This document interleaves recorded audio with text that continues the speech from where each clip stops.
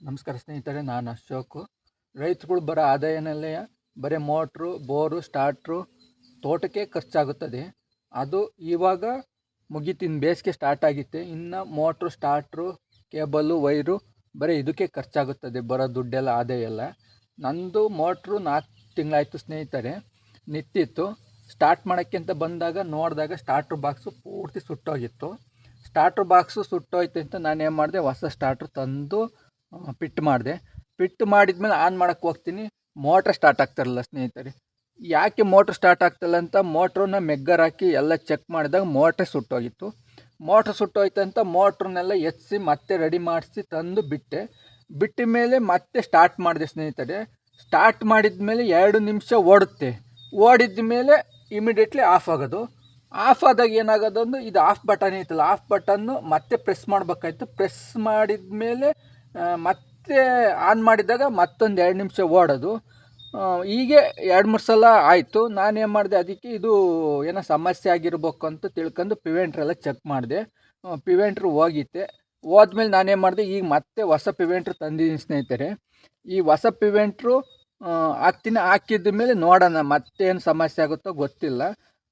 ಇದು ಏನಾಗಿತ್ತು ಅಂದರೆ, ನಂದು ಇದು ಆಫ್ ಬಟನ್ನು 2 ನಿಮಿಷ ಓಡಿದ್ಮೇಲೆ ಆಫ್ ಆಗೋದು. ಆಫ್ ಆದಮೇಲೆ ಮತ್ತೆ ಪ್ರೆಸ್ ಮಾಡಿದ ಮೇಲೆ ಮತ್ತೆ ಆನ್ ಮಾಡಬೇಕಾಯ್ತು. ಆನ್ ಮಾಡಿದ್ಮೇಲೆ ಮತ್ತೆ 2 ನಿಮಿಷ ಓಡೋದು. ಅದಕ್ಕೆ ನಮ್ಮ ಗೆಳೆಯರೆಲ್ಲ ಪಿವೆಂಟ್ರು ಹೋಯ್ತು, ಪಿವೆಂಟ್ರು ಚೇಂಜ್ ಮಾಡು ಅಂತ ಹೇಳಿದ್ರಲ್ಲ, ಅದಕ್ಕೆ ಪಿವೆಂಟ್ರು ಚೇಂಜ್ ಮಾಡ್ತಾಯಿದ್ದೀನಿ.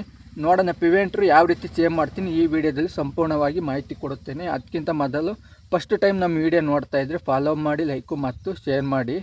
ಏಕೆಂದರೆ ನನಗೂ ಅಷ್ಟು ಇದ್ರ ಬಗ್ಗೆ ನಾಲೆಡ್ಜ್ ಇಲ್ಲ ಸ್ನೇಹಿತರೆ. ಒಂದು ಅಂದಾಜು ಮೇಲೆ ನಾನು ಪಿವೆಂಟ್ರು ಚೇಂಜ್ ಮಾಡೋದು. ಆ ಕಾರಣದಿಂದ ಯಾವ ಮೆಥಡಲ್ಲಿ ಪಿವೆಂಟ್ರು ಚೇಂಜ್ ಮಾಡ್ತೀನಿ ಈ ವಿಡಿಯೋದಲ್ಲಿ ಸಂಪೂರ್ಣವಾಗಿ ಮಾಹಿತಿ ಕೊಡುತ್ತೇನೆ. ಅನುಭವ ಇಲ್ಲದವರು ಮೊದಲಿಗೆ ಒಂದು ಫೋಟೋ ತೆಗೆದುಕೊಳ್ಳಿ. ಫೋಟೋ ತೆಗೆದುಕೊಂಡ ನಂತರ ಹಳೆ ಪಿವೆಂಟ್ರನ್ನು ರಿಮೂವ್ ಮಾಡಿ. ಅದರಲ್ಲಿರುವ ವೈರುಗಳನ್ನು ಯಾವುದೇ ಕಾರಣಕ್ಕೂ ಮೊದಲಿಗೆ ರಿಮೂವ್ ಮಾಡೋಕ್ಕೆ ಹೋಗಬೇಡ್ರಿ. ಹಳೆ ಪಿವೆಂಟ್ರು ರಿಮೂವ್ ಮಾಡಿದ ಸ್ಥಳದಲ್ಲಿ ಹೊಸ ಪಿವೆಂಟ್ರನ್ನು ಇನ್ಸ್ಟಾಲ್ ಮಾಡಿ ಸ್ನೇಹಿತರೆ. ಇನ್ಸ್ಟಾಲ್ ಮಾಡಿದ ನಂತರ ಹಳೆ ಪಿವೆಂಟ್ರಲ್ಲಿ ಏನು ವೈರ್ಗಳಿರ್ತವೋ ಅದೇ ವೈರ್ಗಳನ್ನು ಹೊಸ ಪಿವೆಂಟ್ರಲ್ಲಿ ಸೇಮ್ ಸ್ಥಳದಲ್ಲಿ ಇನ್ಸ್ಟಾಲ್ ಮಾಡಬೇಕು ಸ್ನೇಹಿತರೆ. ಈ ರೀತಿ ಮಾಡುವುದರಿಂದ ವೈರುಗಳು ಯಾವುದೇ ಕಾರಣಕ್ಕೂ ಅದಲು ಬದಲು ಆಗುವುದಿಲ್ಲ. ಅದಲು ಬದಲು ಆದಾಗ ಏನಾಗುತ್ತೆ ಅಂದರೆ ಮೋಟ್ರ್ ಸ್ಟಾರ್ಟ್ ಆಗಲ್ಲ. ಆವಾಗ ನೀವು ಎಲೆಕ್ಟ್ರಿಷಿಯನ್ನರ್ನ ಮತ್ತೆ ಭೇಟಿ ಮಾಡಬೇಕಾಗುತ್ತದೆ. ಆ ಕಾರಣದಿಂದ ಈ ಮೆಥಡಲ್ಲಿ ನೀವು ವೈರನ್ನು ಇನ್ಸ್ಟಾಲ್ ಮಾಡಿದರೆ, ಪಿವೆಂಟ್ರ್ ಇನ್ಸ್ಟಾಲ್ ಮಾಡಿದರೆ ನೀವು ಯಾವುದೇ ಕಾರಣಕ್ಕೂ ಬೇರೆಯವರ ಮೇಲೆ ಡಿಪೆಂಡ್ ಆಗುವುದು ತಪ್ಪುತ್ತದೆ ಸ್ನೇಹಿತರೆ. ಇದು ಅನುಭವ ಇಲ್ಲದರಿಗೆ ಇದು ಸೂಕ್ತವಾದ ವಿಧಾನ ಸ್ನೇಹಿತರೆ. ಸೇಮ್ ಪ್ರೊಸೀಜರಲ್ಲಿ ನಾನು ಇನ್ಸ್ಟಾಲ್ ಮಾಡ್ತಾಯಿದ್ದೀನಿ ಸ್ನೇಹಿತರೆ.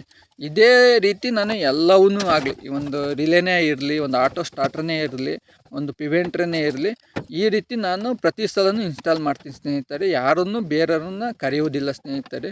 ಹಂಗೂ ಏನಾದರೂ ಡೌಟ್ ಬಂದಾಗ ಫೋಟೋ ತೆಗ್ದಿರ್ತೀನಲ್ಲ, ಫೋಟೋ ತೆಗ್ದಾಗ ಸೇಮ್ ಪ್ಲೇಸಲ್ಲಿ ವೈರ್ಗಳು ಇದಾವೋ ಇಲ್ಲ ಅಂತ ಚೆಕ್ ಮಾಡಿಕೊಳ್ಳುತ್ತೀನಿ ಸ್ನೇಹಿತರೆ.